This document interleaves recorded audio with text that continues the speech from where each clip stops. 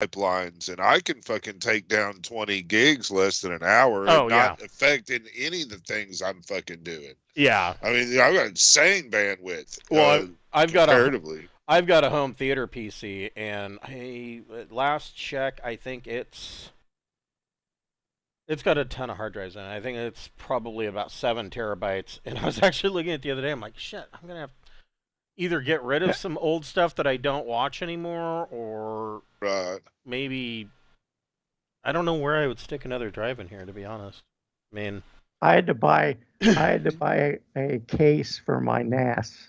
see, and Because that I kind of want to go to couldn't a get enough NAS. hard drive cases. Well, I found one that's got 3 5 1/4 externals and 6 internal 3.5s. Right. That's Yeah, that's a nice one. It was only $55. Oh, that's not bad at all.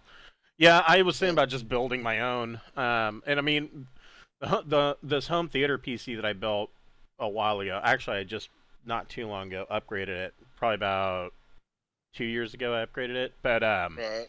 I when I built it, at the time the idea was, oh, well, it'd be great because it's the only computer in the house anymore that has a CD-ROM in it, or rather DVD-ROM. And that way, if we wanted to watch a movie, we could pop a DVD or into it and watch that. But the reality is that I'm more likely, if I were to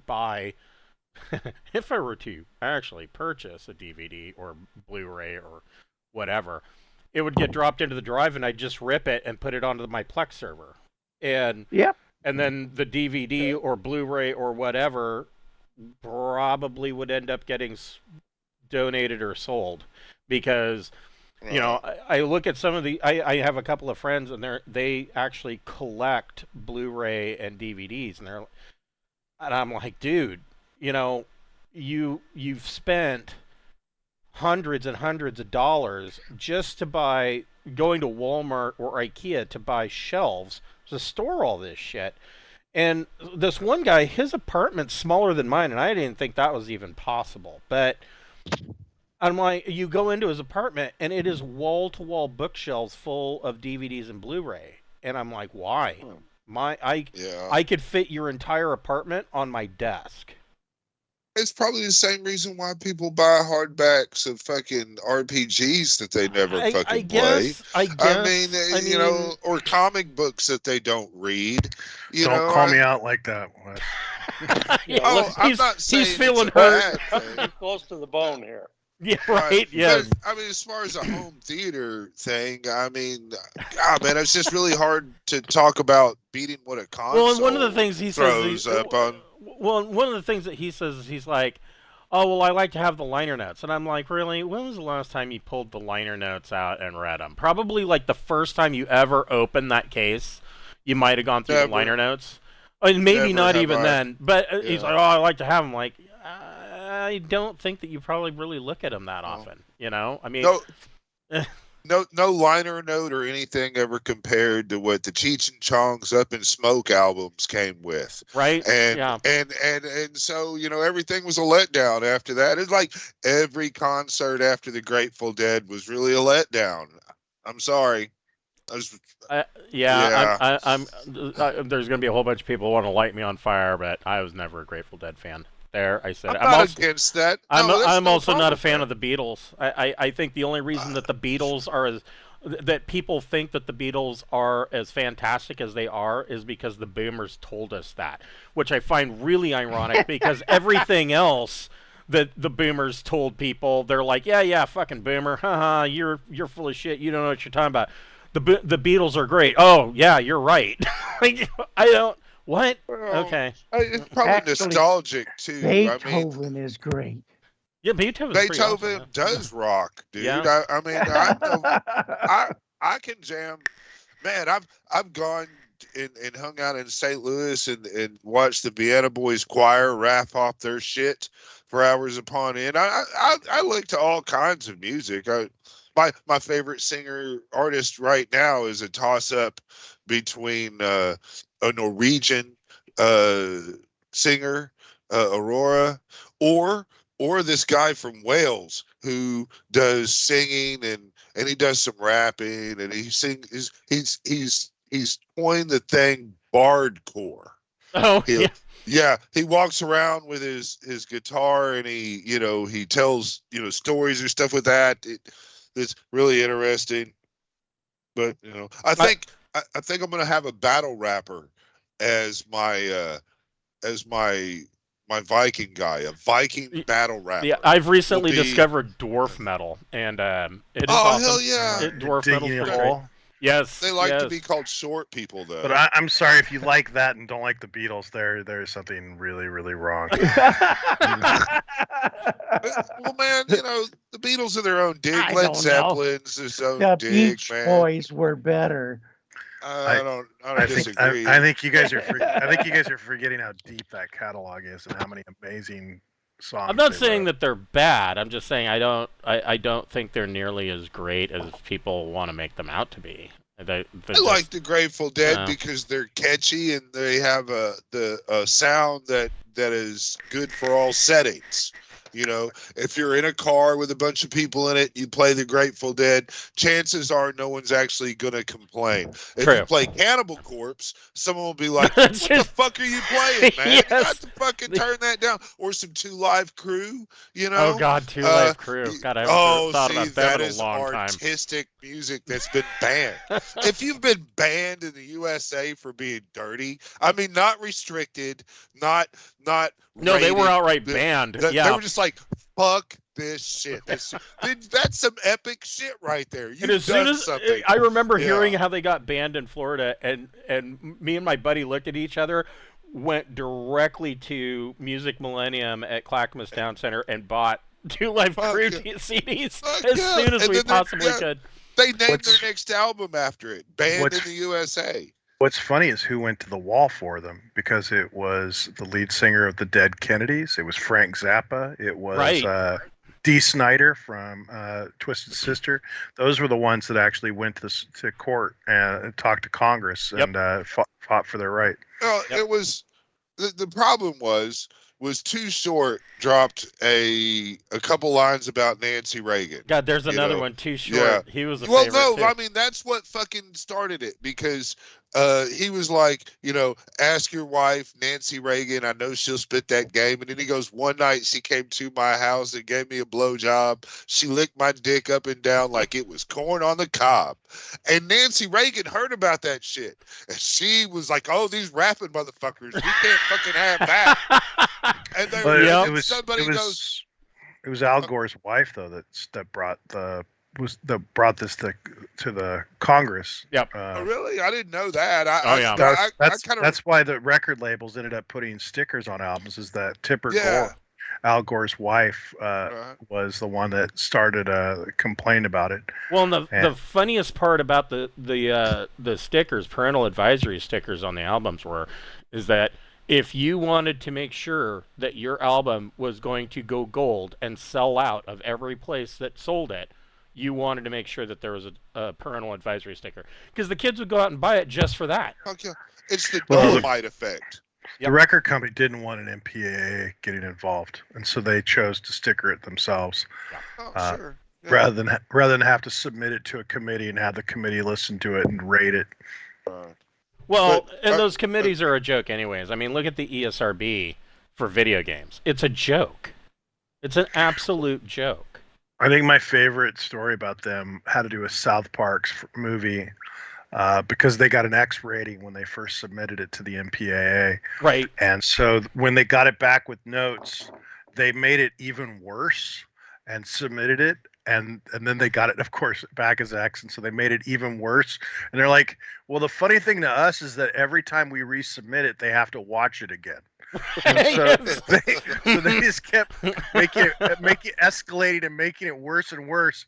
And then finally, like the 8th attempt, they basically brought it back to where they originally had it and submitted it again and got the R rating. Yes. All right. Welcome to Deepnight Revelation. We'll be picking up where we left off last week. These guys, oh boy, there was just a whole lot of stuff going on with the death of Shandra and Miyek, and that's where we'll be picking up. It was, before we Do we bury them? Well, yeah, we're going to get into that. So before we get started, we would like to thank a friend of the Greenwater Guildhall. None of these are partnerships or sponsorships of any kind. These are just products that we really like.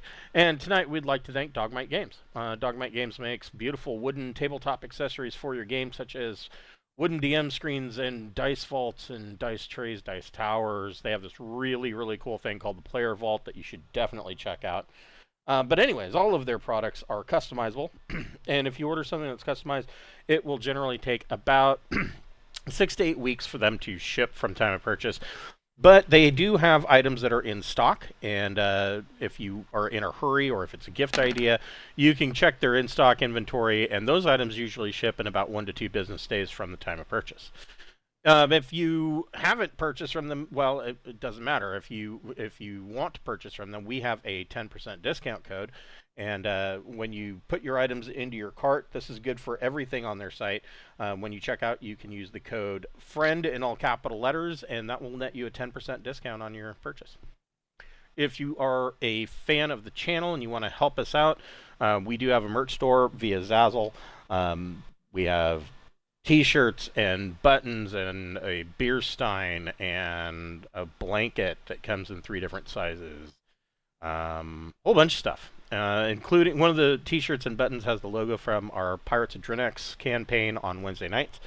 And so if you are interested in helping us out, go get yourself a T-shirt or a button or what have you. And the beer steins are actually really cool. They make excellent coffee mugs. They're like a crockware beer stein, and if you like Mondo cups of coffee, they're pretty awesome. So we thank you if you decide to help us, and we appreciate it. So where we left off, so the first thing that, and I was thinking about this earlier. Hold on, let me look at something real quick here. I need a character sheet. Let's see. Yeah.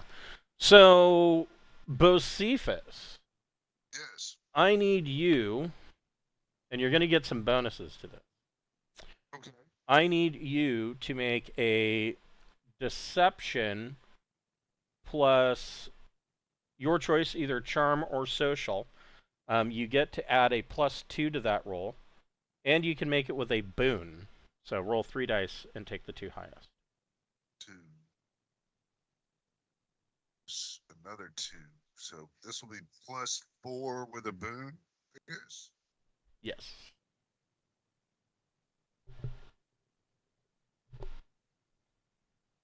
And I'll explain this in but a moment. Oh, I'm pretty sure I'm fucking lying to cover my ass and seeing how it works out. But that'll be 14? 19. I'm sorry, 14, yeah. So a 14, yeah. So essentially what happens is you guys get back to the base camp, and of course crews go out to collect what is left of the ranger. We need to take the corpses with us. We don't need to bury them and let them contaminate this foundling planet. So, well, yeah, they bring the corpses back in bags, and they, the crews scuttle or bring what's left of this scuttled ranger, and the of course the launch that Miyek ran off with, it didn't take any damage. So basically, you're down a ranger that's now a parts car. Could easily become a shooting car. And you got these 2 bodies, and so your deception check is essentially your basically your report about how Shandra expired. And I mean, as far as the report goes for about how Miyek expired, a lot of people saw that. He did it right out in the open. Yeah. But Shandra, there were no cameras. There was nobody else in the vehicle. I mean, I'd submit my the camera work that I had, which was just shows me running in and helping that person Right. out. You see that Shandra was badly injured. Right. Right. If And- not dead, it's Right. hard to say. I mean, she wasn't moving. Right. So, which is why he got so many bonuses and a boon for his report. And the XO accepts the report, and he basically states it as directly to you guys. He basically says, well, it's a damn shame that this happened to these young people, but and he just kind of leaves it trailing off, kind of. You get the feeling like he was going to say, but it seems like both of them brought it on themselves, kind of situation. And the XO thinks that we should have a funeral here at base camp, bury him here, and move on. Because you can't be there. There is a small, like very small morgue aboard Revelation, but it's not like you guys can throw a corpse in the cooler every time somebody kicks it. Well, I don't necessarily think we have to throw them in the cooler. I mean, we can decompose them and run them through our hydroponics. I mean, they have fertilization value. They do.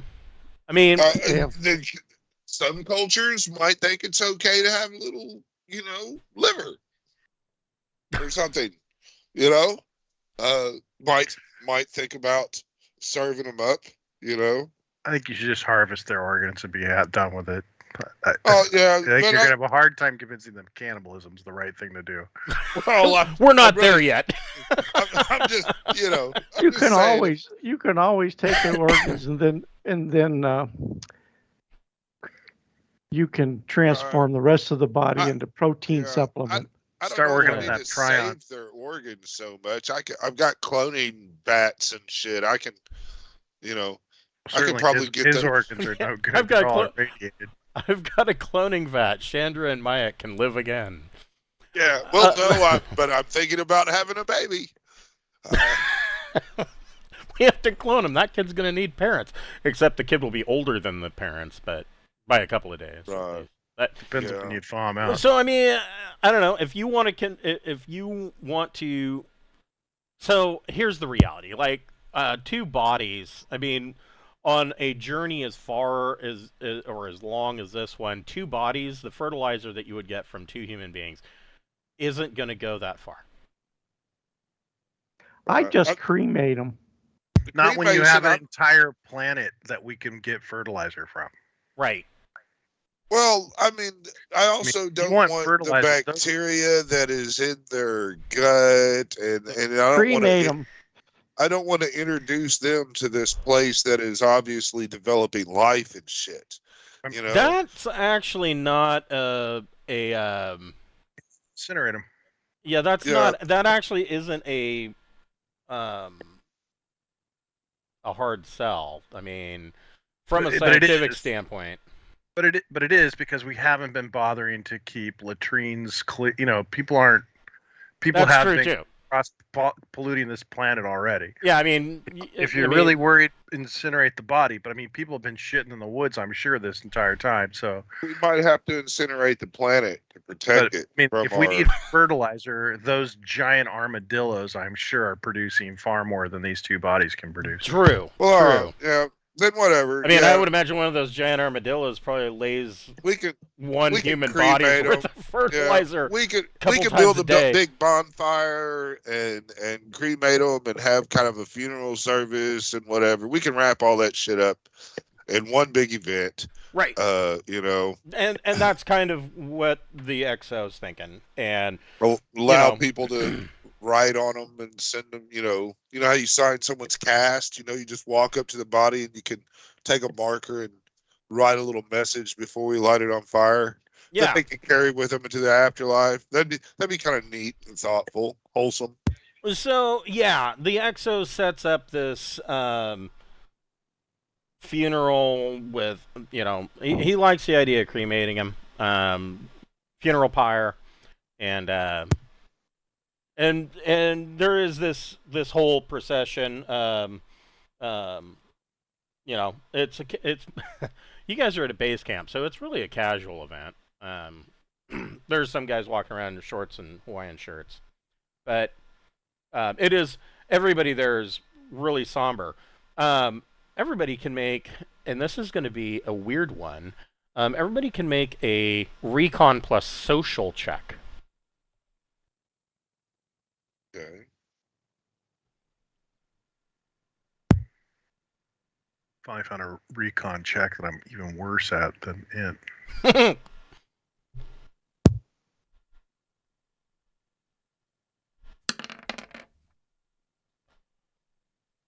How about a 9? Okay. 222. Randolph's handing out his special brandy. Gabe's drinking the special brandy. And I just ordered the. Sarda's already had several of the special. I just ordered the Lozagism to get 20 more tons of whatever that grain was the Exo's drinking. Right. So, because we're going to go back and put it in the cake in a cask. I toasted HR for failing to properly screen an employee. So, yes, right. So, Bocephus, I mean, everybody there is sad. There are a couple of people, with some tears, but mostly people are just kind of quiet. And Bocephus, as you have been kind of the social dolphin butterfly of the group, you flit around and after the fire is going and kind of somber wake, I guess, is being held. You're kind of talking and with a number of the crew members, and the general consensus that you get is that the crew, of course, feels bad for Shandra and Miyek, but the general consensus is it's going to be a lot more peaceful without them. Yes. Miyek was troubled from the start. He was born of a surrogate hooker. And he just didn't have a proper... A surrogate hooker. So not the actual hooker, but... Well, I just can tell you what the report said. Evidently, his father was not that good of a looker and wanted children. Father couldn't afford yeah. a good hooker, so got a surrogate. Right. Yes. And the hooker's cousin filled in for her. Yeah, she had some problems, and so I mean, he just didn't have the proper upbringing, to understand how to handle such things in a relationships. So yeah, I mean, everybody, like I said, everybody is certainly sad, and after spending a week and a half down here, pretty much having a pretty good time, this really brings things back to a normal, I guess it brings things back to a center level at the very least. People are obviously a little more careful. They're paying more attention to procedures, and they don't want to get caught out in, they don't want to end up in another bird strike, and they don't, they're more careful around these large armored these herbivores than they have been, because clearly they're not quite as docile as they thought, and so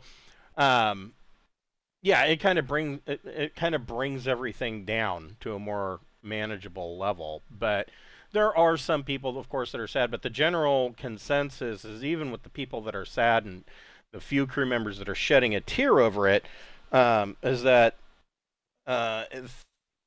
they think that, as unfortunate as it is, and honesty coming out probably thanks to Randolph's booze, is that they believe things will go a lot more smoothly now. Yes. There's one less person that can vote against on what we watch on TV. Yes, movie night's going to go a lot smoother. And so, for the remaining week and a half, is there anything left that you guys are wanting to? Because I mean, the second half, of course, is going to be finishing up the last of the harvesting and hunting, and but there's also the start of the breakdown of the base camp so that everybody can pack up and go back to Revelation. Is there anything that you guys want to take with you from Prospect in particular? I know Randolph is making sure he gets more of the wheat and berries and hops and things of that manner that he's been getting. What about the rest of you? Well, I don't really particularly give a shit about collecting souvenirs and other on the planet. It's served its purpose as far as I'm concerned. I want to make sure that I take this time to gather my medical staff and Stimpy, of course. Oh, of course. And we want to make a point on talking with everybody, getting a feel of people's attitudes, making sure that there's no red flags coming up. I'm wanting to make sure that people aren't feeling depressed or about the death, or are people having problems moving into the let's go to work mode, just that. I'm trying to make sure that we have a good morale rating, player to DM, but that's actually a good idea. What about Sarda? Is there anything in particular that you're wanting to collect? So Sarda, frankly, is probably creeped out being on this planet, and wants to go back and feels much more comfortable sleeping on the ship at night. That's probably true. Yeah, he probably enjoys spending the day out around the planet, but is creeped out at night. He's lived most of his life indoors, and so the one thing he would want to make sure is that Alexi seems to be relaxing, and that she's not necessarily just fraternizing with fellow ex-soldiers plotting the overthrow of the ship. Yeah. So, yes. So first, that's actually a really good, a good one. So, Bocephus, go ahead and make a social sciences plus education check.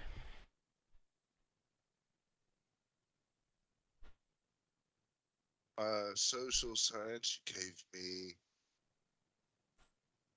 1. Haha, all right. Plus my what? Education. All right, so this will be a +2 total, which is a fine roll for most occasions. I say that, I'm going to crap it. So you're not finding, I mean, you kind of, I guess you do the whole grief counseling bit, and you're really not finding any evidence that anybody, of course, is depressed. I mean, of course, there's bouts of depression from this, but you're not seeing any clinical type depression. You're not seeing any evidence of somebody taking a short walk out of an airlock or anything like that. All systems are go on my end. Sarda, make a leadership plus your choice of intellect or education check.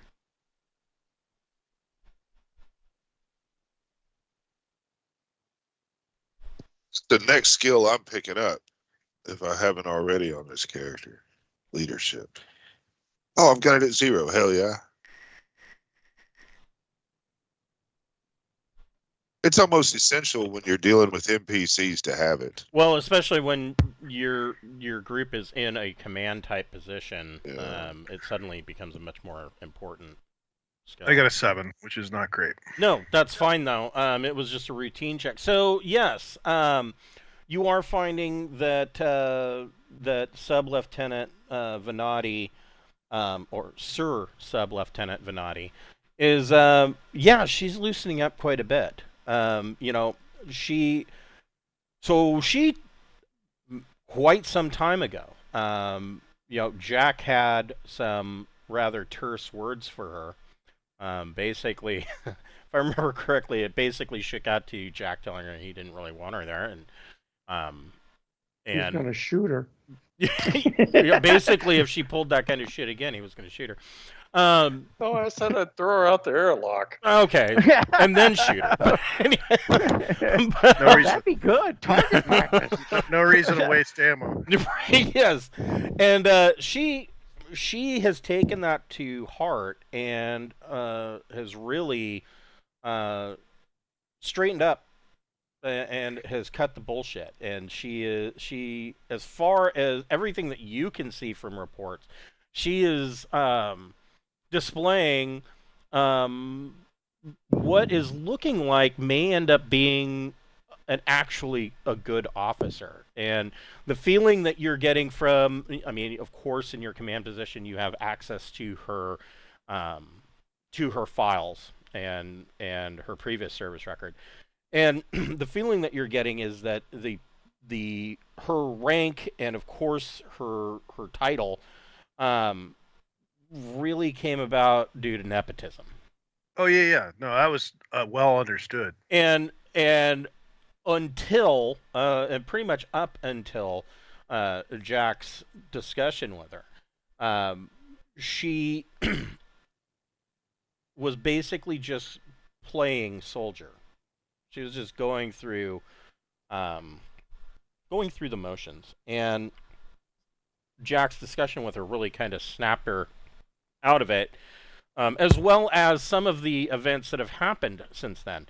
And it's kind of shaken her to the point where she realizes that this is the really real stuff, and this is what real space exploration and what really being a traveler is, as opposed to what she was basically doing before, which was just warming a seat until she was given something.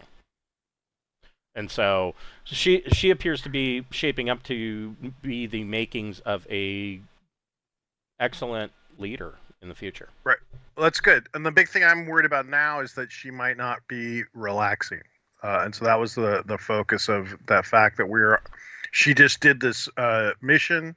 Her team was gone for several days. They didn't get back until later. And so and they came back to a funeral. Yeah. Funeral. So, that's the main thing. I want to make sure she's not just adapting as a leader, but also has the ability to disengage and relax.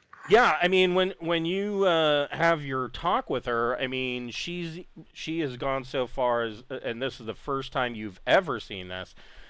She is out of more or less out of uniform. Of course, she's got still the field camo pants and boots on, but she's taken her jacket off. She's wearing just the tank top and is enjoying herself. You also notice that it looks, I mean, just initial, you think she might be growing out that flat top that she's got. All right. So, I mean, it's not shaved as quite as high and tight as it was before. So she has loosened up. I'm going to suggest to her that we talk to the mechanics and see if they can't rig us some jet skis for the next garden planet. She says, well, and she points over to on the other side of the funeral pyre where one of the launches is. She says, I hear tell that there's a junked out Ranger in there. I'm sure that we can rig something up. There we go. So how is our friend Sir David Wizard doing? He's doing quite well too. So David Anderreich, He's a weird one. This is the first time you've ever seen him like this. He is visibly drunk at the funeral and the wake. What was he drinking? Anything that was Whatever's handed. yeah, whatever's available, whatever's in a red Solo cup. I'm gonna have 100 million Solo cups made. Yes. So, in my little personal medical thing on the ship, my medical lab, is it just me and my assistants that pretty much have access to that? Yeah. I mean, technically, any of the medical staff would have access to it. Right. I mean, so hold on, and this you have to keep in mind these deck plans aren't precise, but so medical bays are number 11. They are here. That to me, looking at that, looks like that is probably a pretty extensive hospital setup. I mean, there's a lot of med bays there. So I would imagine, unless you have purposely designated, and you, of course, are given one of those little rectangles. Right. Unless you have designated that area as, do not enter, which wouldn't make much sense since you so far had a open door policy for crew that need medical assistance or social counseling or whatever. But I mean, unless you have locked off certain areas or something like that, all of the medical staff would have access to it. Right. Well, where's the monkey? It's staying in my quarters and in around here sometimes. It's, I'm thinking it's just kind of a pet. I never really used it to its fullest potential. Yeah. But yeah. And actually, I spanked it a lot. It's a common complaint of not getting the full use out of their monkey.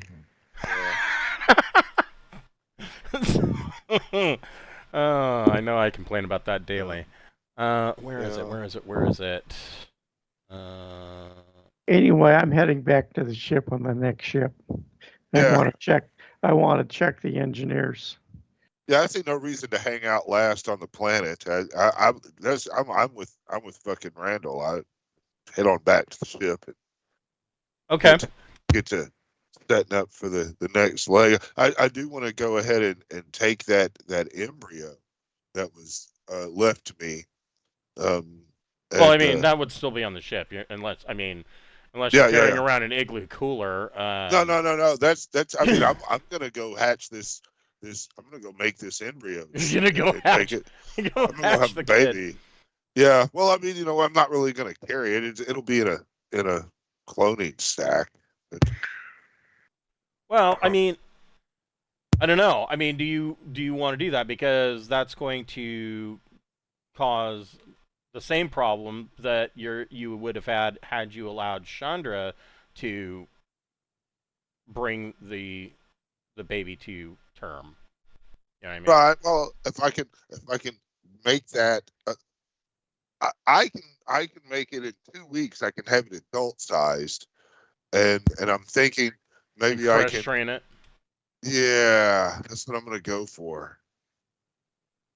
Actually, so when I get taught, I'll have an adult, and it's not like there was no one else who's going to claim it. But the parents are dead. So but I mean, there's no. What I'm saying is, there's no reason to bring it out of the freezer. Well, I can't turn it into an adult if I don't take it out of the freezer. Yeah, the captain might view that as like a human atrocity. Yeah. Yeah, I mean, and there's really no way that but he's a dolphin. He doesn't care. Well, yeah. I mean, I don't think that the captain and XO are going to be okay with that. And two, it's not like it's something that you would be able to keep hidden. There's now 498 people aboard. Right.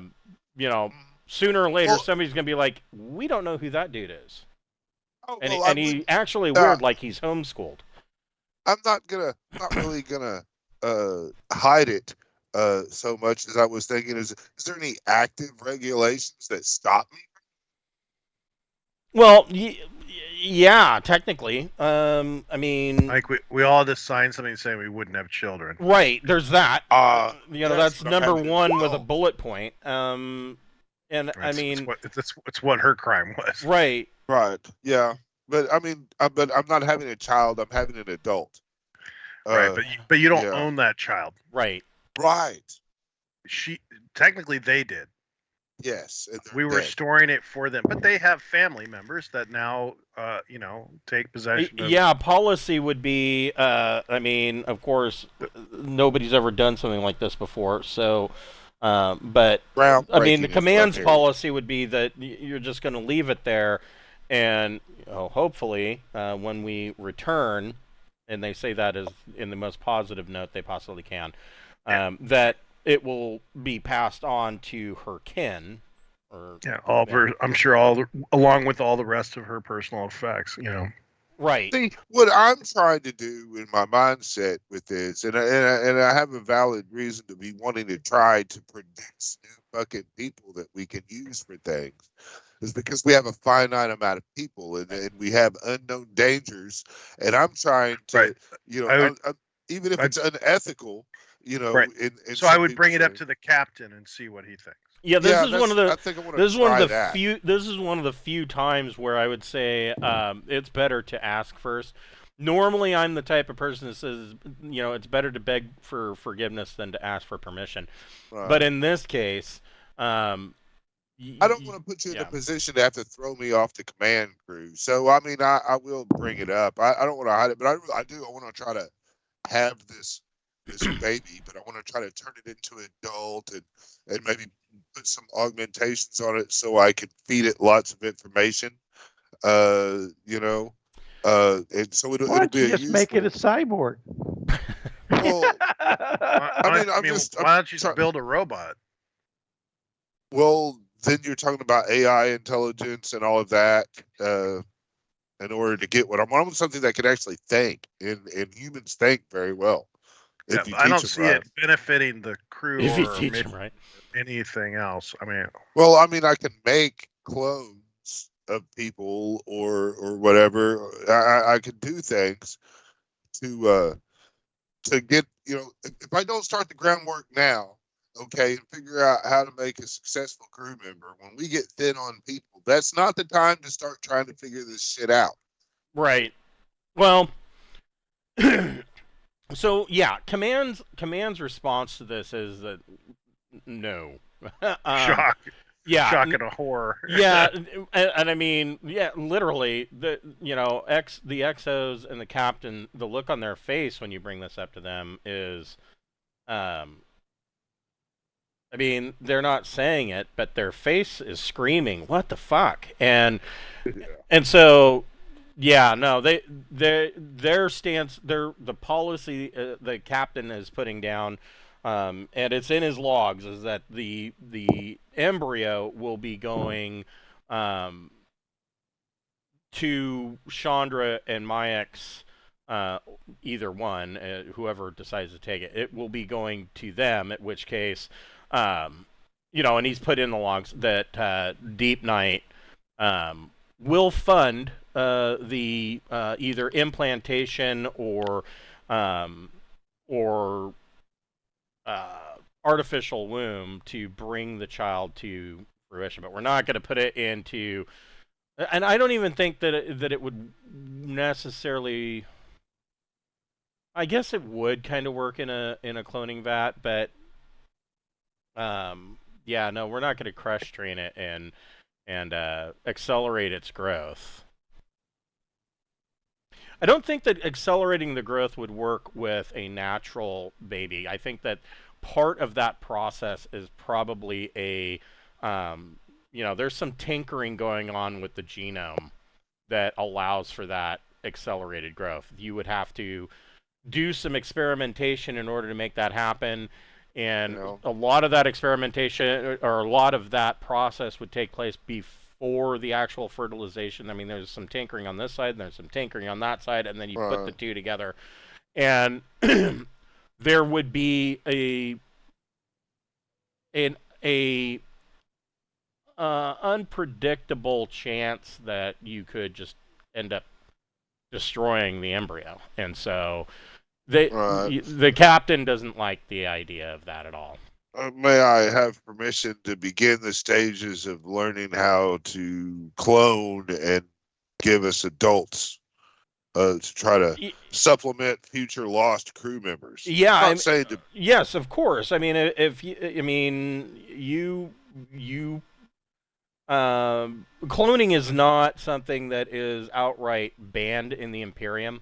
There is a lot of stuff that is ethically highly questionable on many worlds in the Imperium, and so if you want to experiment cloning, he's like, don't be cloning, people without their consent. But if you want to take your own genetic material and try to clone yourself, for instance, or if you have somebody that donates genetic material to you to try to clone them, then by all means go ahead. But I know that you have access to a lot of genetic samples and blood tests and things of that nature. Don't be taking that just at random and exactly, Jack. and be doing that. Well, I have permission. Well, can I have permission then to send out a shift ride request for volunteers on wanting to participate in the Deepnight Revelation cloning program? Yeah, I mean, however you want to do that, you can certainly put out a request and see what you get back. And then you can play around with that and learn more about the cloning vat. He likes the idea of that, but he feels a little sketchy about it. He doesn't want a new Shandra walking around. That would be a little horrifying. And he also doesn't want to run into Bob the mechanic, and then another guy who looks exactly like Bob, talks like Bob, has a whole other set of skills, and is not Bob, walking around the ship at the same time. He doesn't want to get into a thieves situation where the widows are running around. They all look the same. Okay. Well, we'll try to... Genetic donation. Yeah. This isn't Game of Thrones, Morty. Yeah. We'll start out with a request on anyone that wants to enter the program. And I will stipulate that really I am just trying to get an understanding to supplement crew members in case we get short. So I'm not trying to super staff this vessel. So, I'm just trying to... So one of the biggest part of this, as far as the captain is concerned, is you doing, and this is even, I mean, we know that the clone vats clone. We know that part. We know that the clone bats can crush train, and we know that you can accelerate growth. We already know all that. What isn't known is the classified information that he gave you. On the personality matrix stored on a wafer, and the information that you have on that is that the unfortunate side effect of that is that when you copy that personality from someone and all of their memories, they die. And so he's like, he would like you to tinker with that before you get too into the cloning aspect, because if not, then you are replacing lost crew members. You are not essentially, you're not bringing them back. Understand. Okay. So now that I have direction on that, I know what to do during my jump time experiment stuff. I'm going to go through the possessions and rooms of the two deceased to make sure there's nothing that needs to be destroyed, contraband or embarrassing items that... Hey, that's a good call, yeah. We don't want to tarnish their memory any more than they did. You find a box labeled Midnight Cowboy in Chandra's quarters, but other than that, no, you don't find anything really of you don't find anything that needs to be necessarily destroyed. You do find in Miyek's quarters, and I need to take a look at him. So Miyek's quarters, he does have a not necessarily contraband, but he's got a stash of basically black market stuff. There are bottles of booze. There, like a case of booze. There is, maybe some illicit drugs. Nothing, it's not like he's got a kilo of coke or anything in there. But he's got some weed, some mushrooms, a case of booze. Stuff that would have been traded on, and you already know there's already a black market on the ship, and the XO has not necessarily taken a blind eye to it. They are aware of the situation, and they are allowing it to continue until it is a problem. Right. No, I figured he probably had stuff like that. So I want to make sure that it doesn't get added to his personal effects and instead gets rerouted to. I'll give all the illegal drugs to the doctor, and I'll give all the booze to Randolph. To Randolph, yeah, I think that's the best. Yeah, it's not even. It's not that. even like really good booze. It's like mid shelf. It's the daily drinker stuff, but on a ship that's going to be out for 24 years, this is stuff that would be traded for valuable, what people would term valuable at that point. Yeah, I just don't want it to be part of the official box of possessions that gets handed over to his parents. Yes, right. Type thing. Yeah, that could be awkward. That could be awkward. Did you read Jack's note? Yes. Yeah. So, I think I'll drop by and visit the dolphin and have him take a sample. All right. So you're disappointed. He just plucks some hair and has you spit in a tube, and that's about it. Gotta take it with a long needle. Yes. Well, it get that spinal needle out. Yes. Gotta touch the bottom of the spine.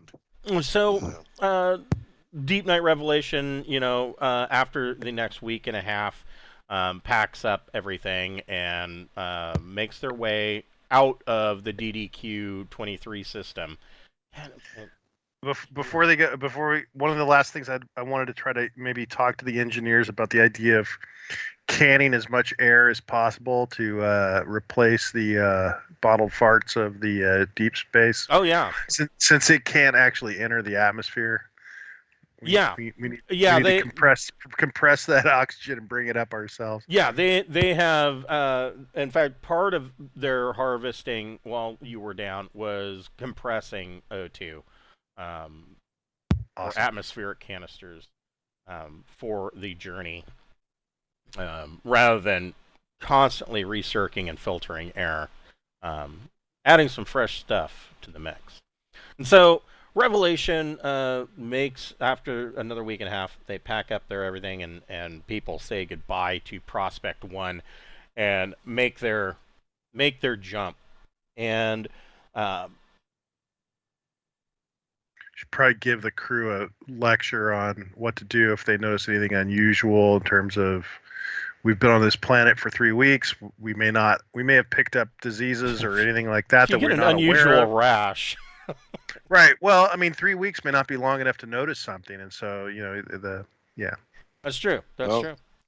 Yep. Yeah, and especially Sure especially if it's an alien virus or bacteria, you don't know what the gestation period is. We've been eating these crazy armadillo steaks. Everybody could get leprosy. Well, we you need know. to know. Yeah, we need to get on top of it quickly if something starts fucking up. Well, I mean, you got cargo hold full of them in the frozen steaks and ribs, and so yeah, I mean And they've been roasts. and roast. Yeah, they've been tested, and they are so far they're all good. And you've got cargo full of vegetables and things of that matter. About probably about 3 weeks, so 2 jumps worth later. Revelation comes out into a system, and the command crew. You guys are called to the bridge, and the command crew and everybody on the bridge is kind of excited. There is a planet. It is fairly Earth-like, another garden world, and they're shocked. They couldn't. The odds that you find two garden worlds within 8 parsecs of one another is unusual. And the second Agents. well, maybe, I don't know.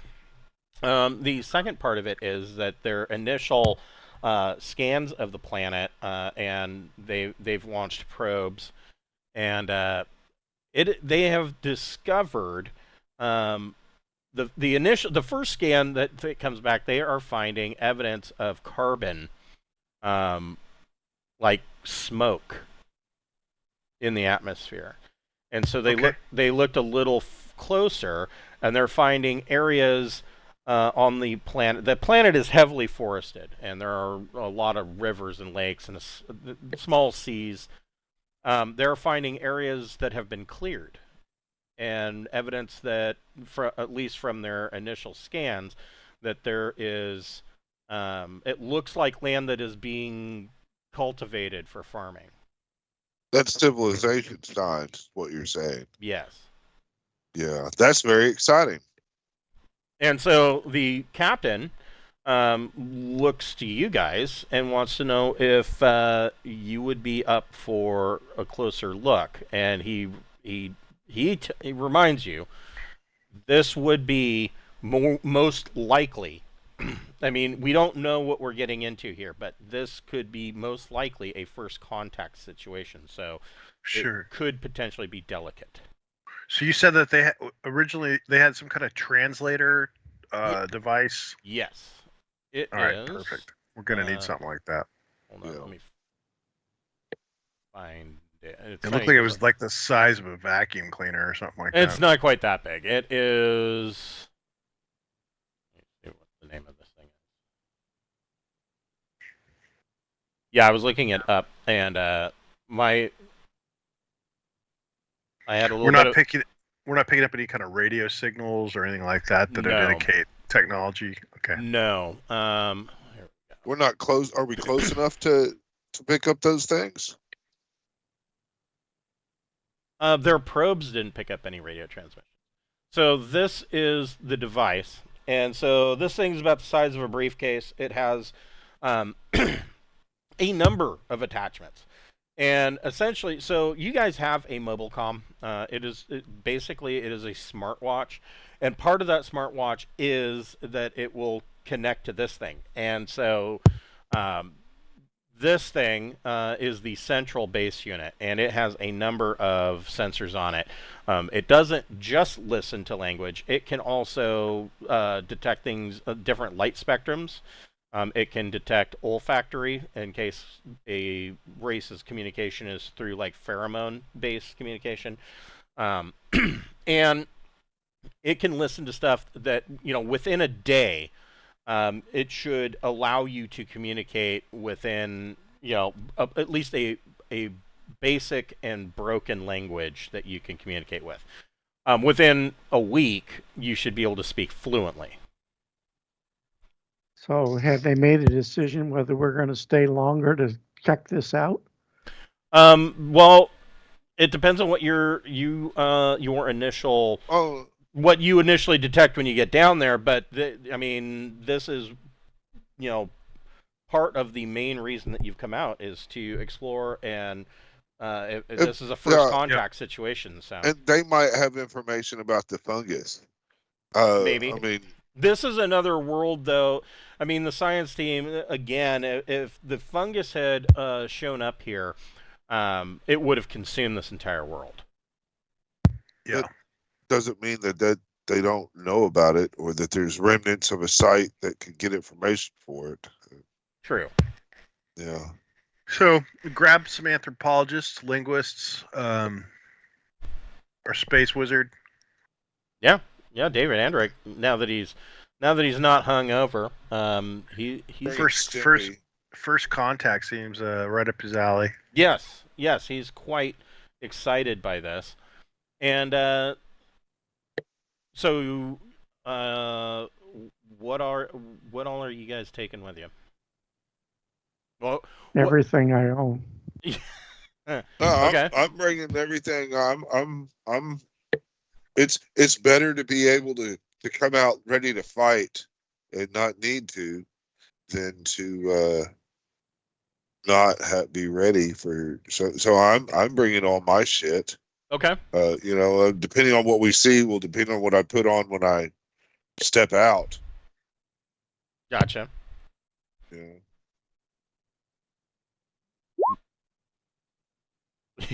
Jack's going in full combat loadout. Okay. Your gods are lies. Here, have some guns. Yeah. Have you ever seen that?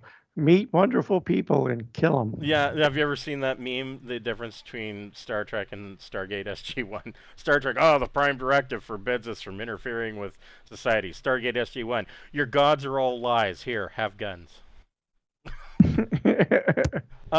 So, all right. So, Jack, go ahead and make a piloting plus dex check, and we'll see how well you can get close to, or how you can do. I assume you're taking the Dex X, because you always take the Dex. It's where the guns are. That is true. The guns of peace.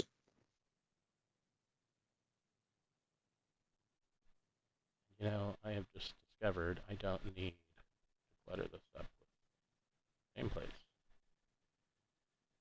They just get in my way. There we go.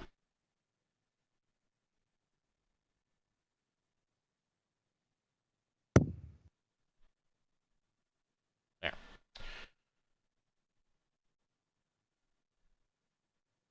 All right, so Jack brings you guys in closer. Who is are you guys wanting to do a scan? Are you wanting to launch probes? What are you doing?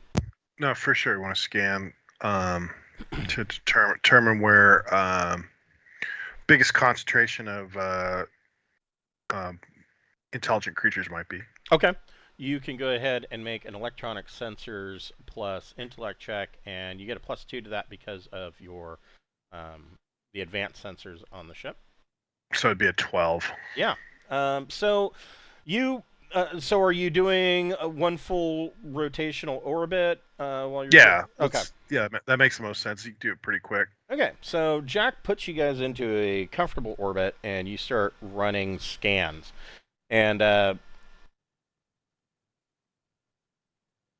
over the course of the next couple of days, you get a pretty solid picture of what's going on down here. So you see, now that you're closer, you can clearly see that there are cleared out areas of the vegetation.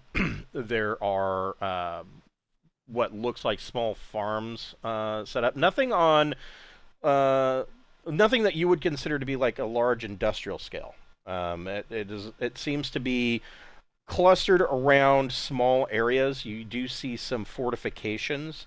The fortifications that you're seeing appear to be like the largest one that you're looking at. It is kind of a moat and bailey kind of setup where there's a wooden palisade on top of a hill, and then there's a community, a rather large community built in there. You do see that there are some smaller communities around it.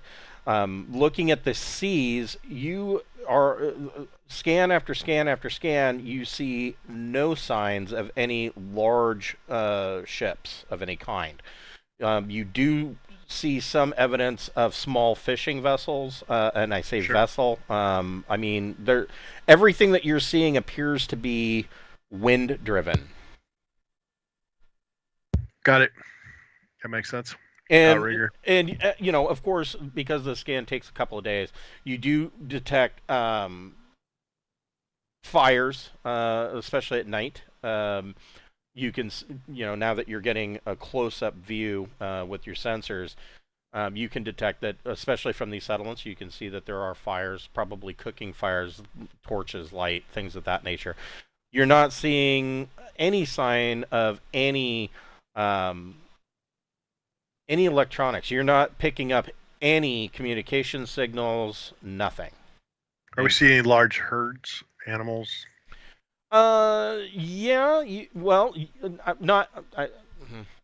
not necessarily large herds. You do detect some herd animals. Some of them do appear to be ranging wildly. Other ones, you can tell that they are a part of a farm, that they are domesticated. Okay.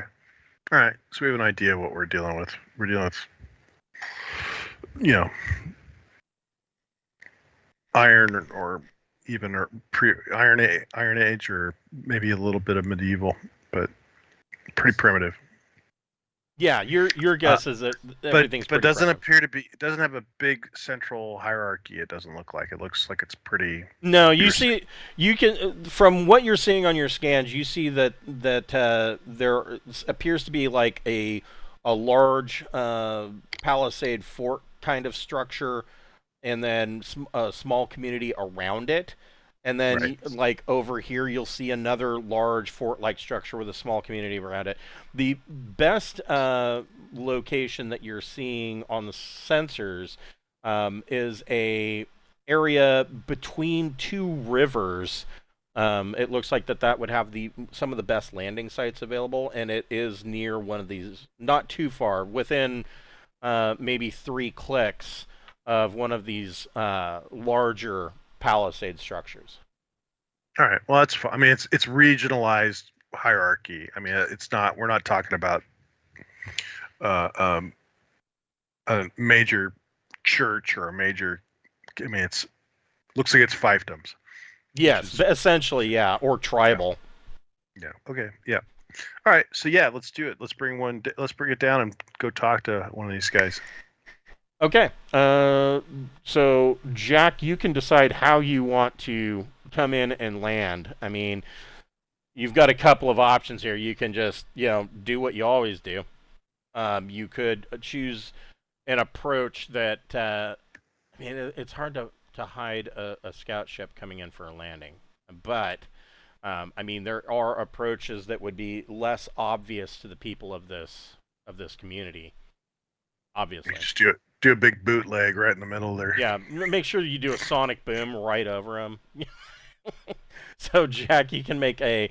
tell me how you want to handle this, and go ahead and make a piloting plus dex check.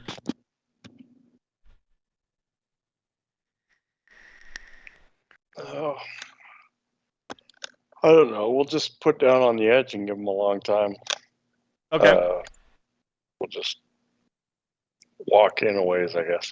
Won't sit down right in the middle of the village, but right. So Jack, yeah, you find a very good spot, and you set down in a forested area. So once you are down, you have some cover from the trees, and like I said, you're about 3 clicks from this large palisade area. And you notice when you were coming in, you saw that there was another, on the other side of the eastern river. You see that there was another, you're not sure if it was a fort or if maybe it was a small town. but there was another walled structure over there, like another palisade with several smaller buildings in it, to the east. And you set down kind of right in the middle, between the two of them, so it's about 3 clicks either way. What do you guys want to do? Let's get in the vehicle and go drive over. Okay, so you're taking the Gecko. All right. Sounds good to me. We actually need more than one of these vehicles.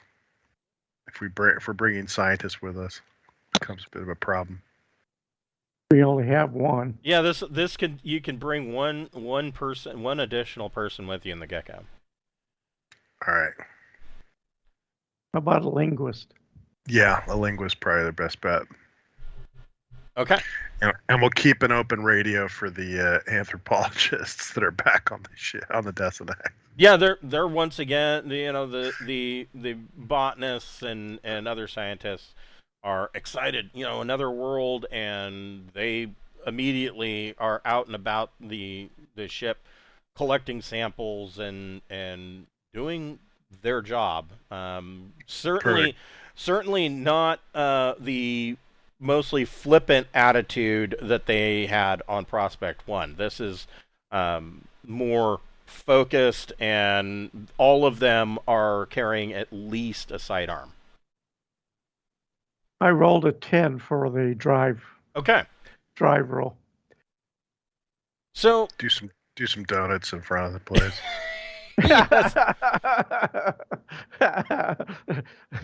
So we got twin laser rifles in the back now. Right. So I'm not going to do donuts. I'm just going to shoot the lasers out of their wall. Let's take one of their cows and show them what it means to turn one inside out and barbecue it in one shot. So Randolph takes off with you guys in the Gecko, and so you don't see any roads, and I say that in air quotes, but you do find that there are obviously traveled trails, rutted trails. The immediate thought is that they are using wagons or carts of some kind, because you can see the ruts in the dirt road, but there's nothing that's paved. And as you're traveling, the first thing that you come across is a small farmstead. And you don't see any activity. I mean, you see herd animals. They're out in the field grazing, and but like in the field itself, there appears to be a plow of some kind, but nobody's operating it. Like, it looks like if they were operating it, they got up and left. They just left it there. Do a life Somebody scan. want to use my binoculars to look around? I got binocular eyes, man. No, that's true. But I'm going to cheat and use psionics. Okay. And do was it a life scan? It would be life detection. And life detection. Easy 4+ telepathy plus your psi check. Yeah, I'm trying to remember the range on it. Let me see here. Distant, so it'll go out. That's a ways. Pretty good. Yeah. Okay. Yeah. All right. Yeah. Let's do that. So distant. It says 501, up to 5 kilometers. So yeah. Powers. Temp is 0.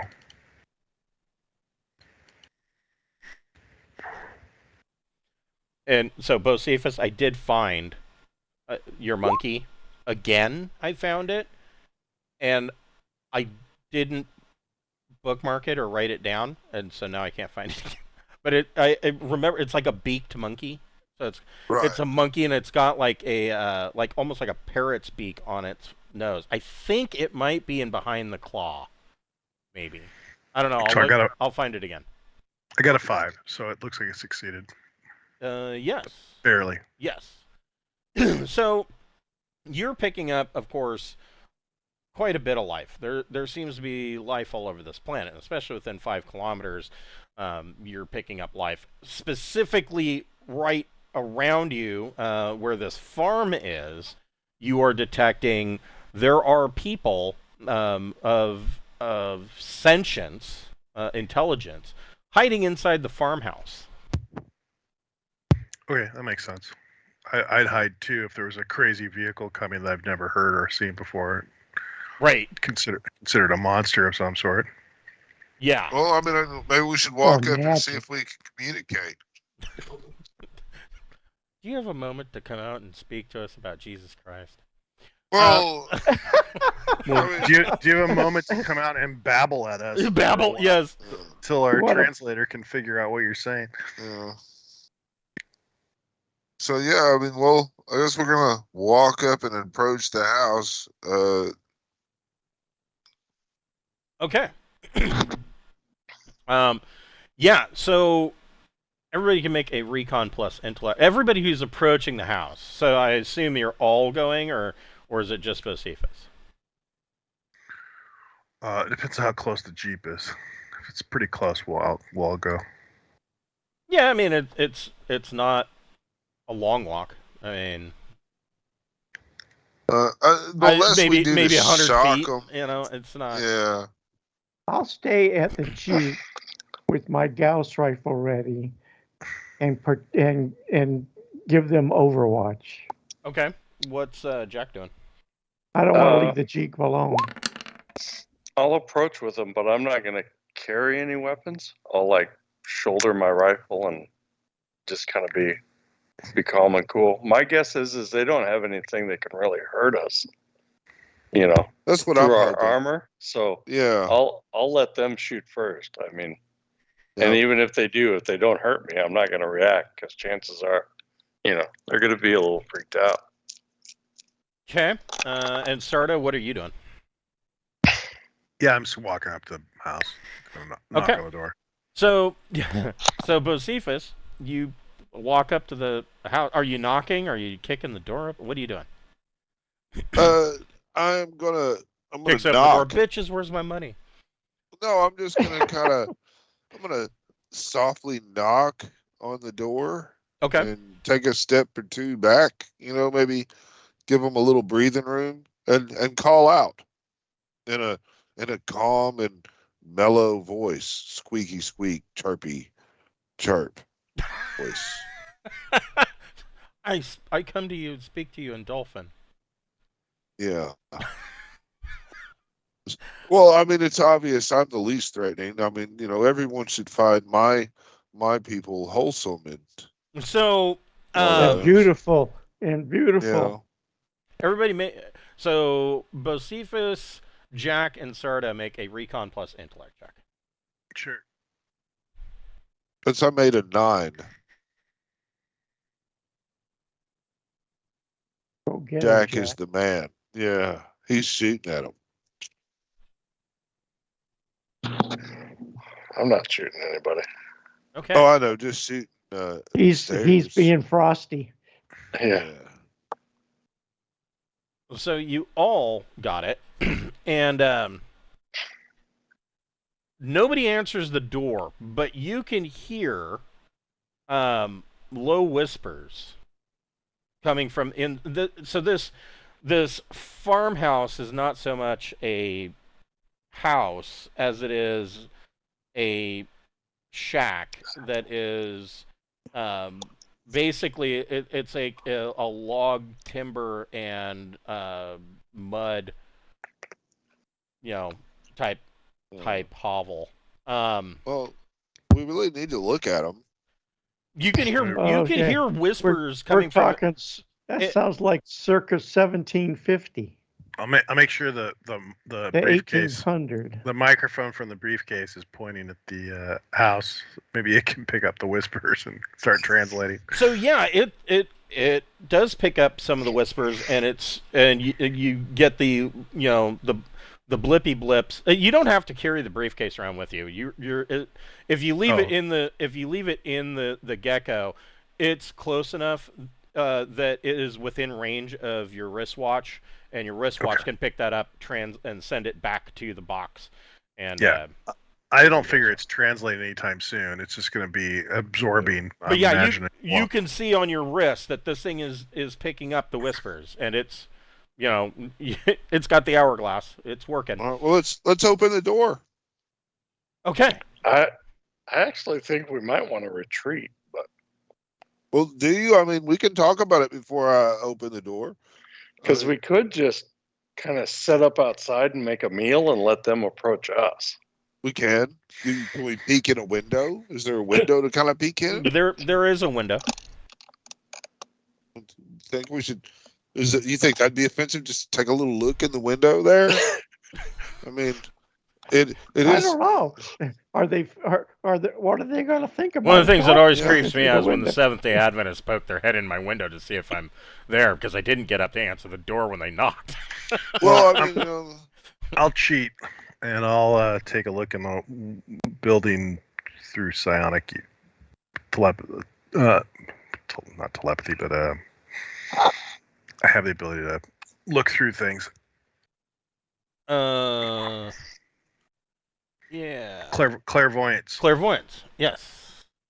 So let me mark my -1, and this is a difficulty 8. Yep, average. And I failed to do so. Yeah, no. So, but see if you want to try to look in a window. Yeah, I just want to kind of look in the window and. So all of these windows, make a recon plus another recon plus intellect check. Let's see if it's.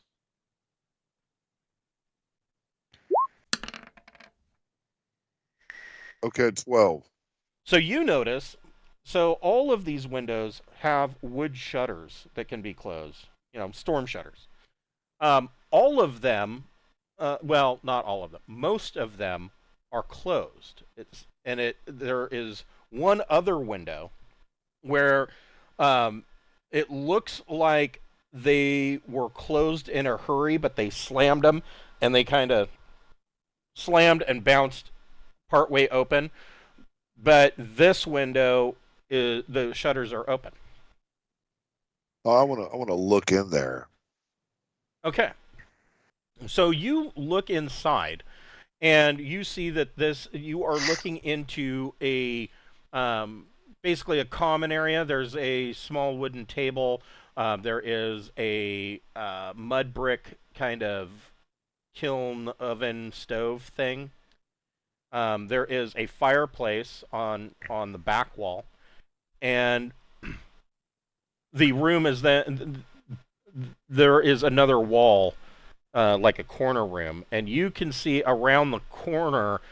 Well, you can't see around the corner, but you see shadows of like somebody moved, like they're staying low.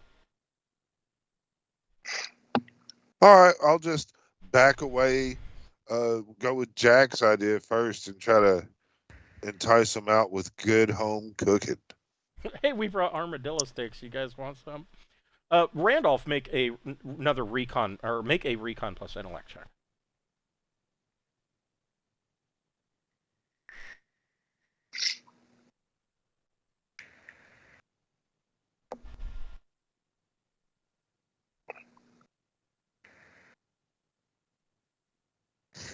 Okay. So you're standing there with your Gauss rifle, and you're holding Overwatch. And you're close enough now that you can kind of, and you're not driving, and you can kind of get a little bit of a better look. There's not a whole lot other than these kind of cow-like. Actually, these creatures look a lot like horks. They're maybe everywhere. Yeah, maybe a little heavier set. Horks are like a cross between a horse and a cow. They're common in charted space. In fact, they've been domesticated and spread to multiple worlds. And they've got like a shaggy fur and like long horns on them. these are a little bit. They're very similar. They're a little bit heavier set, and there's that to look at in this plowed field, and you get to looking closer at the plow, and it occurs to you the blade on the plow looks like it is probably made out of bronze. Bronze Age. Oh, cool. Hey, guys, they got a bronze plow. All right. Well, they probably don't have firearms. Yeah, They could have a bronze cannon, and that's about it. well, that would probably not work well. Yeah, no.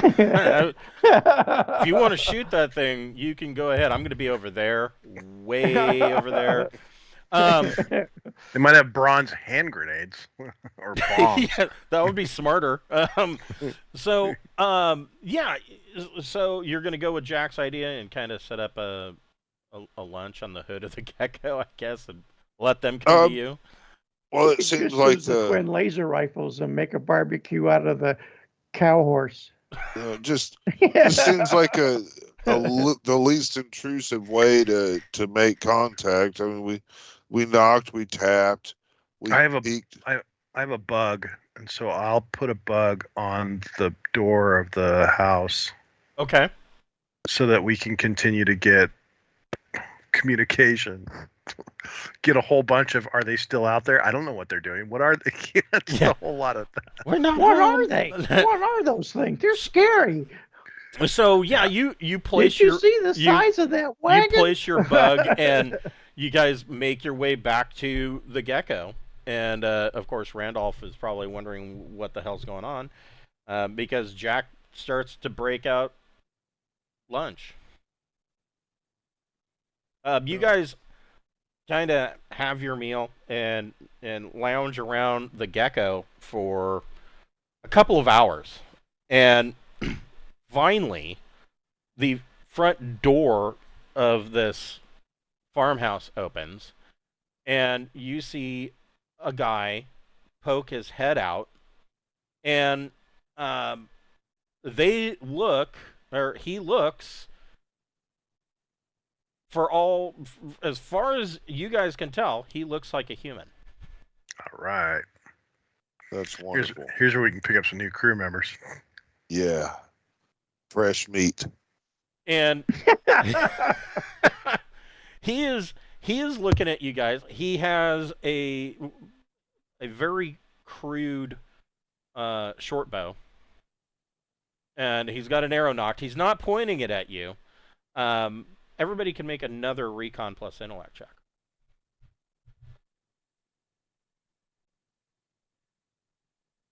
I don't notice anything. 10. Hmm? Jack rocked it too. Yep. So Bocephus and Jack, this guy is looking out the door at you guys, but he's not looking at all of you. You see that he is specifically dead-eyeing Bocephus, and you can tell this guy. Yeah, who's that makes- walking fish? He appears sense. very pale, like you're not sure if that's his natural skin. I mean, you've never seen these people before. Maybe that is his natural skin color, but your guess would be that this guy is terrified. The fish gods seek revenge. Yeah, I figured. You've been you've been killing our kin. Yes. We've sent fish that walk the land to get revenge. We're not going to Relia. Yeah, let's try to. No. Telepathize him.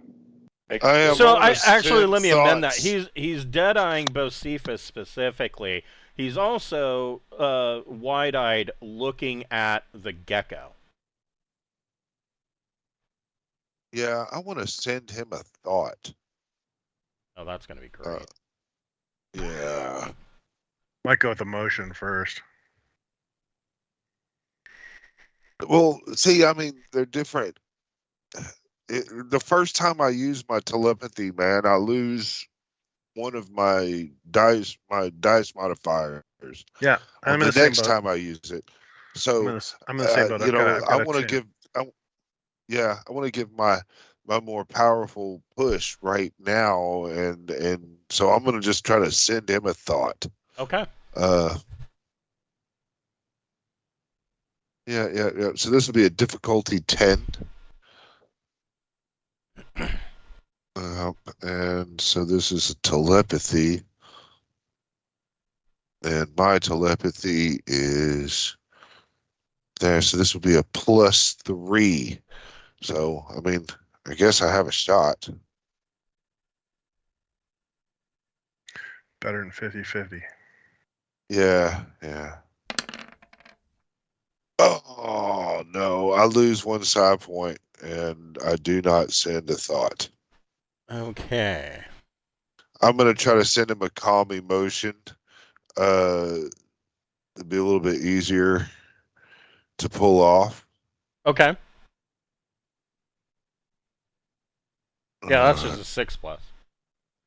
That's correct. But you see, I was trying to go for broke at the beginning, and then now I'll just tamper it down. I just want to send him some calm emotions, mellow him out. There's my 10, fucker.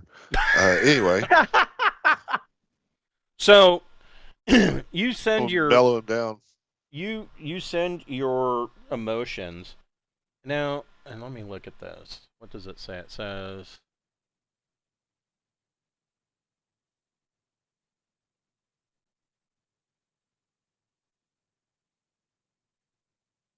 it doesn't say that it has to be a single target.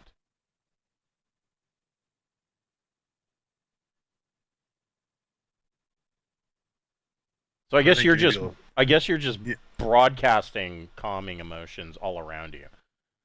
So like everybody's chill. And in the distance, yeah, long. Okay. So yeah, 250 meters, you definitely get everybody in 250 meters around you. The cows get more calm. You guys all get more calm. And he I clamp my shield down. yes, you're like, no, not me, man. I'm gonna keep my anxiety, damn it. So you notice he's still looking directly at Bocephus and every once in a while looking at that gecko.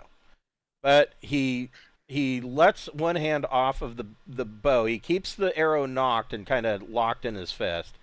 He lowers it down to his side and tentatively takes a couple of steps out the door towards you.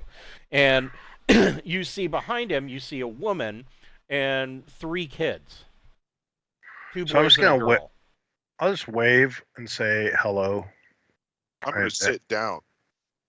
The wife, or the woman, says something in a strange language, and your wristwatch basically does its best to translate.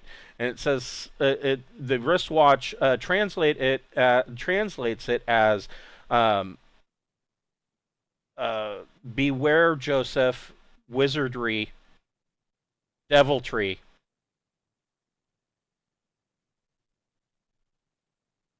And, all right. And he kind of turns around and kind of waves her off, like, you know, make me a sandwich and I'll be right back. And so I want a horse. Just give me a leg of the horse cow. And so he comes about halfway from the house towards you guys, and he calls out and says something in this strange language, but the translator is working. It's I mean, your wristwatch is probably getting a little warm. It's really chunking away, but it doesn't come up with a translation yet. And he's still paying. I mean, he sees Sarda waving at him, and he's directing his conversation or whatever he's trying to say at Sarda, but he is continually looking at Bocephus and looking at that gecko. I'll make hand signals to kind of gesture that, eat and point to what Jack's doing and nod and innocently smile with my shit, a dolphin smiling. teeth. That could be. Go ahead and make a persuasion plus charm check. Okay. I would definitely fill that. Well, I'm looking at my possible gifts. That's Finn. out of 9. I've got a pair of binoculars I could give up. He points at the food and kind of keeps his eye on Bocephus, and he comes over to the food and he. I'm sorry. What was that? Oh, my echo's back. So he points at the food and like makes a eating motion, and he keeps his eyes on all of you and reaches over and he grabs some and eats it, and kind of nods at you, and he's still fairly skittish around you. Like he looks like he is about ready at any minute to bolt and run. Like this is not really where he wanted to be for the rest of his day, but here he is. And so he tries some of your food. Behind him, at the house, you see one of the little boys. He looks like he's probably about 8 years old, would be your guess.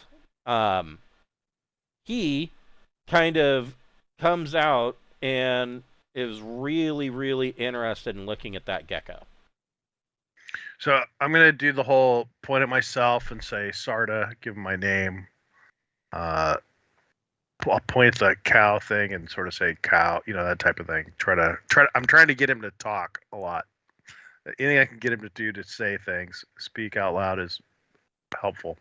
Okay. So he sees your motion and you say Sarda, and you have to do that a couple of times, and he finally pats his chest and says something. And I'll point to everybody and basically give their names too, so he doesn't think that we're all called Sarda. I don't want him to think that we're. Yeah, that's our culture or something like that. So he points, he pats himself on his chest and says something, and your wristwatch comes out and it says his name is Yosef. Okay. So I'll repeat the name, repeat the that type of thing. So sort of try to get conversation moving. Make a persuade plus charm check. Sure. And they're not really showing any telepathic stuff or anything. Not that you're detecting now. Yeah. Okay. So he does start to say a whole bunch of stuff. Like he's not great. He kind of gets diarrhea of the mouth, but he is, whatever he is saying, he is pointing at Bocephus, and he's pointing at the gecko. Behind him, that he can't see, this 8-year-old boy has now moved closer to the gecko and is kind of checking it out. Like, up close and personal, he's looking this thing over. If we kidnap the boy, we could just learn the language from him. Ooh, we could ransom him back. So I'll refer to the gecko as like a wagon. And does he have a barn or anything like that that's around that might have like a vehicle, like a wagon or a cart or anything like that? That would be there is like a small shed-like area.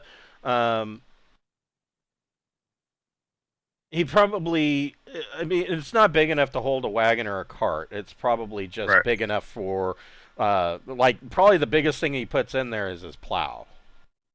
Gotcha. We could probably pull his plow with the gecko for a little while, and get that farm chores knocked out for him. that would be beneficial and show goodwill, right? Yeah.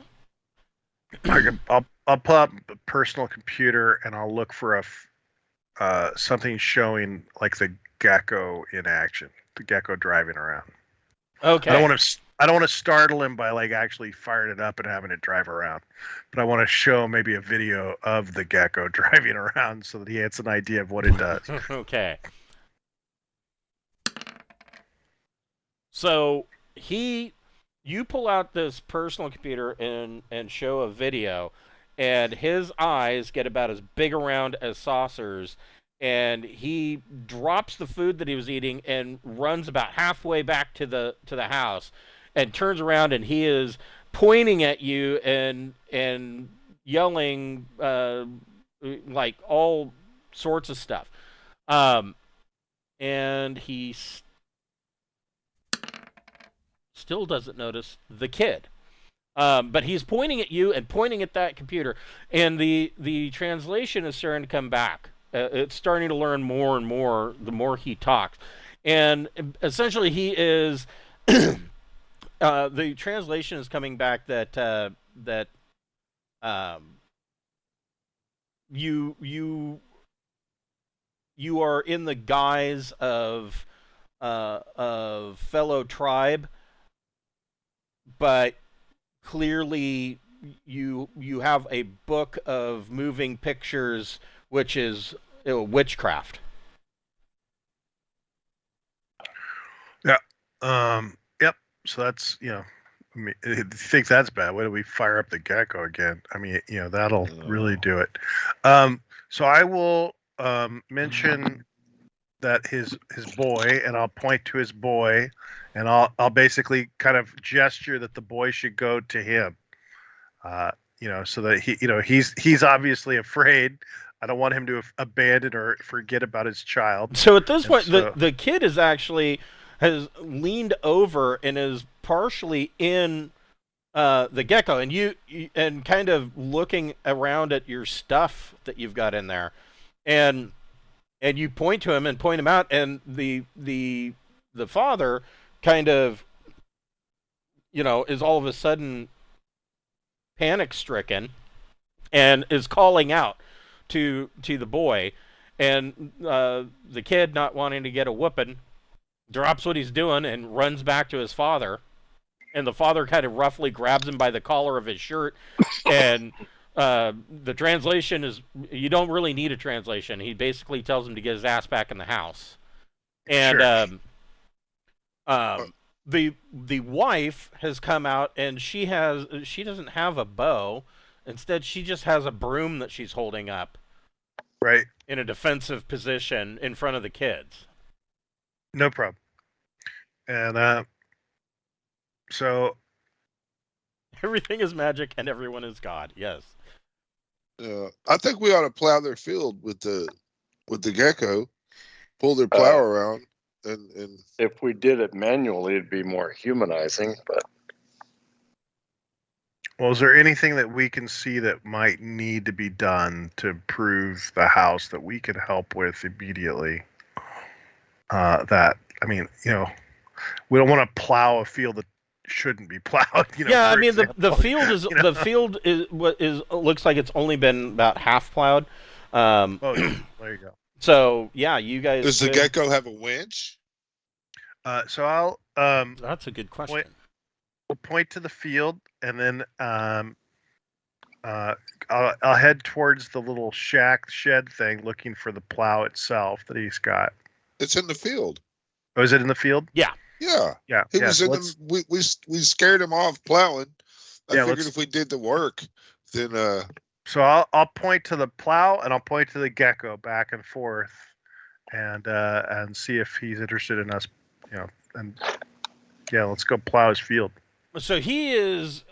He's still in kind of a panic state, and he is still continually running off at the mouth, and he's pointing up in the sky, and he's pointing at the gecko, and he's pointing at Sarda, and then he really accusatorily points to Bocephus, and the translation that is coming back is basically saying that you were sent by the sky gods, taking the Yes. guise of fellow tribes, and Yes. but it is clear that you bring demons with you, and he's pointing to Bocephus. I will try to tell my thing to respond to him and say, yes, we are the gods. And we've come to bring you peace and prosperity. And now as a gift, we will plow your field. Smile and be happy and rejoice in the gift that we give you. Oh shit. You might want to medically scan him, see if he's got any worms or anything that needs fixing too. So, make a persuasion plus charm check. I can't do any of those. I don't have any charm. You should. So the translation unit gives him a very crude translation of what Bocephus said, and he is still. I mean, he understood most of the words that came back, but there's a couple of problems. The first thing is that he realized so Bocephus said something, and then in a broken form of his own language, it came in a computerized voice coming from Bocephus's wrist. And so that creeps him the fuck out. And he's pointing at Bocephus, and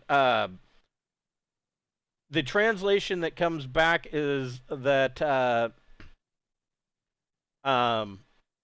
that it's like a likely ruse to take him and his family. Okay. All right. Well,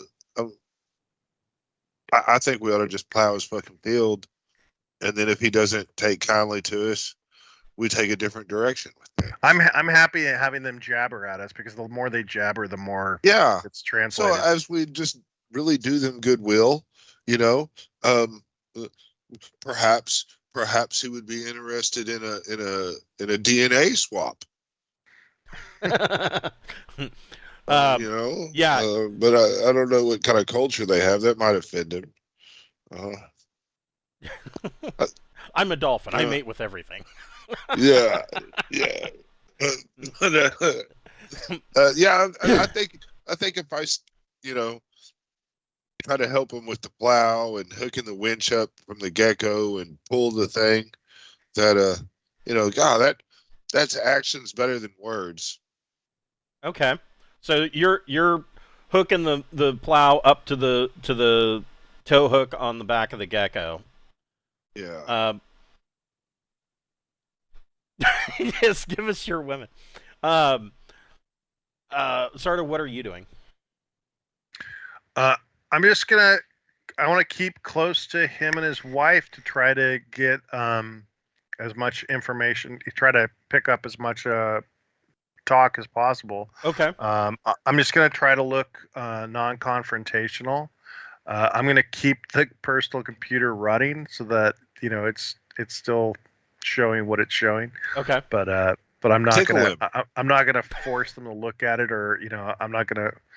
If they want to look at it, they can take a look. But I'm not making it prominent or shoving it in their face or anything. Okay. Just reach over and tickle the top of his ear a little bit. I got your nose. Oh my God, witchcraft! Looky. So I am your god. Yes. Randolph, what are you doing? You I'm see, of getting course. in the gecko. Okay, so yeah, you see Bocephus hooking up the plow. Randolph, go ahead and make a drive. It's going to be an easy check. Go ahead and make a drive plus dexterity check. You just drive over all of his crops. Yeah, his previously plowed and planted field. And the fence. Oh yeah, easy. So Randolph gives it just a little bit of gas, enough to pull the plow, and Bocephus has got the end of the plow, and you start plowing the field. Jack, make a recon plus intellect check.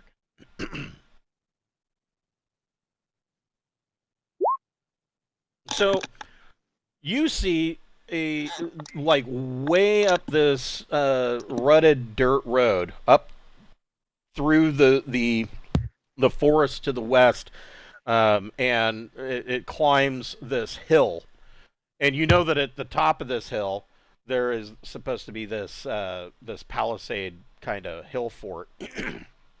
Coming down this road, you see, and I was going to say a large contingent, but I'm trying to decide what a large contingent means. You see that there are probably you see that there is a formation of 10 guys that are coming down, and they are, well, I can show you what they look like. And this will be basically what he looks like as well. Does he smell? Probably. They're human. They can smell. I was just wondering if they know what a bath is. So these guys essentially look like this. And They're elves. Elves. They're elves. And you see about 10 of these guys, and when I say off in the distance, they're quite a ways. You can see them marching in formation, probably about a half a click coming down the road towards you. That's what binocular vision for. And in the middle of this procession, they are carrying a leader. There are 4 that are carrying a guy in a chair. Oh, awesome. And they're slowly making their way towards you. But we can get this field knocked out maybe by the time they get here. I'll go on and get me a piece of straw and chew on it. Okay. So you proceed to plow his field, and yeah. I knew that was. I knew as soon as the words came out of my. So, you proceed to plow his field, and I mean, this small plot of land, it was already about halfway done. You do it in like a quarter of the amount of time that it would have taken him. Of course, because you have a vehicle that's assisting you in doing so. And he is, I mean, at this point, he's not even really talking so much. He's standing there slack-jawed. And the 8-year-old boy has kind of snuck a couple of steps out of the front door again and is pointing and babbling to his brother and sister and mom, pointing at the gecko and at Bocephus plowing the field. I'm going to point to the people coming down the road and say, who are those people? He turns and looks and says, essentially, the translation comes back as chief. Got it. And the name comes back as Kalwan. Oh. All right. And as soon as he didn't notice them. You point them out to him. He runs past you guys to the front of his farm and is yelling at them and pointing to you guys and pointing to the gecko as Bocephus and Randolph finish up plowing his field. And they kind of pick up their pace and are probably let him know he's not consorting with demons. Well. Yeah, more or less. Well, and he's saying that he's what the translation unit is basically saying is that sky gods traveling with a demon have come down and are plowing his field. We should just finish this field, get in our ship, and leave. Yeah. Ultimate mindfuck. Aliens came down. They didn't even do a crop circle. They did all my chores for me. They took All the we wanted fuck to do is plow this guy's field and leave. That's it. Yeah. Our work here is done. So, you guys finish plowing the field, and this contingent of soldiers shows up, and they are clearly they are a military type. They are wearing what appears to be like a chainmail underneath these green tabards that they're wearing, and most of them are just carrying spears, but they do have like a wicker and leather style round shield that they're carrying. And the mail appears to be a bronze type mail. And they get closer and they set the leader down, and this guy steps off of his chair. This chief Kalwan, and he it's clear to you that he is the big mucky muck bigum chief of area, and he comes up, and the translation unit his question is, what tribe do you come from? And he tells the farmer, he's like, I don't believe your nonsense. The sky gods did not deliver these people. And he looks at Bocephus. He says, perhaps that is a demon, but we don't know for sure. And he says he wants to know, who are you? What tribe are you from? So I'll tell him that we are from the Deep Sky tribe. Excellent. Go ahead and make a persuasion plus intellect, and you can make that with a boon. That's some pretty good bullshit. Well, I didn't figure you'd understand what space was. True. I don't know why I bother changing all these stats around. They all have the same bonus. Right. Yeah. Cancel. Boon.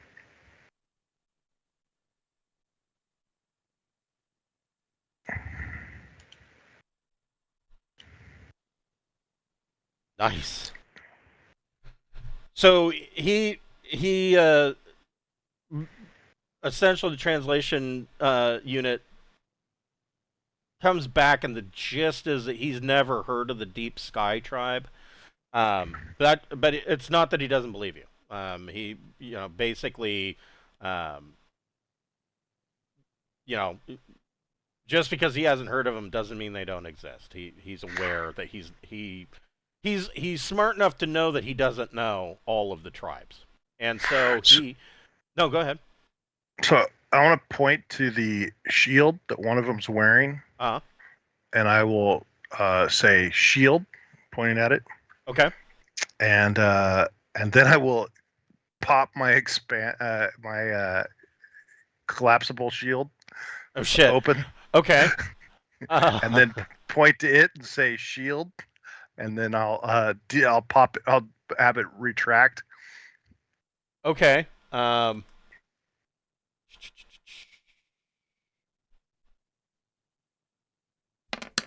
And then I'll take it off, and I will offer it to him. Ooh. So you pop that collapsible shield, and all of the soldiers kind of take a step back and take a defensive position and bring their spears down. And then you shrink it back down and you offer it to him as a gift. And he steps forward and takes it, and he looks at it. And I'll show him how it works. I'll show him where to. I'm assuming there's a button on it or something. Yeah, there would be a button. And it doesn't mention that it's like hardwired or computerized or anything like that. So. And he tries it a couple of times, and he tells his troops to stand down. And the farmer is still running off the mouth about how him and his family saw this deep sky tribe come in from the sky, and they went into the forest to the east, and then they showed up in their demonic chariot and plowed his field. And, That's right. And I'll nod to everything you say. Yes, that's right. And Chief Kalwan is looking at him going, mm-hmm, yeah.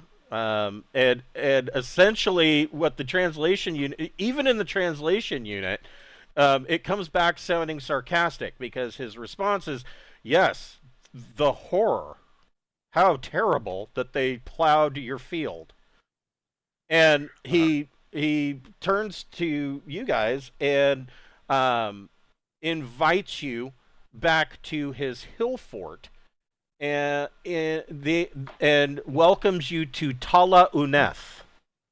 I'll thank him, and I'll say, do you want to see our sky ship first?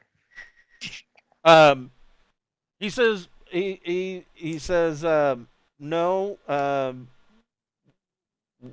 Let's. He doesn't want to put himself or any of his people into danger. Sure. And would prefer to meet on his own ground. Sounds great. I'd like to give him check it out.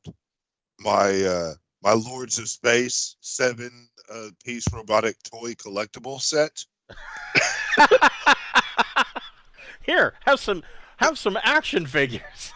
Gonna go ahead and remove them from my fucking inventory. Okay, so yeah. Yeah, I forgot you had that. I'm trying to get rid of shit while I can. I say we turn the farmer into the big leader.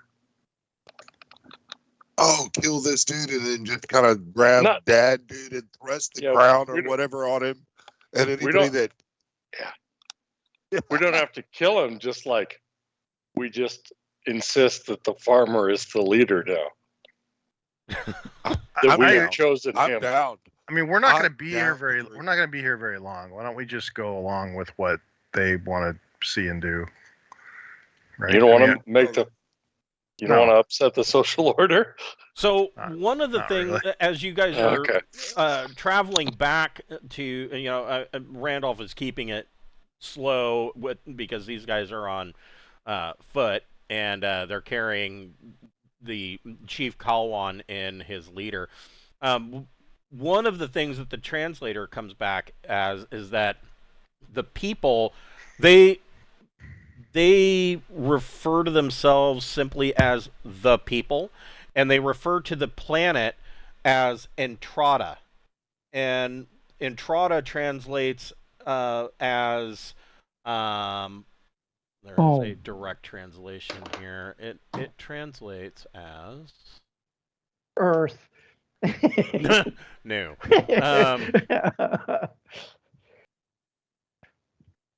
Tala Uneth translates as the people who live in the vale of the river Uneth.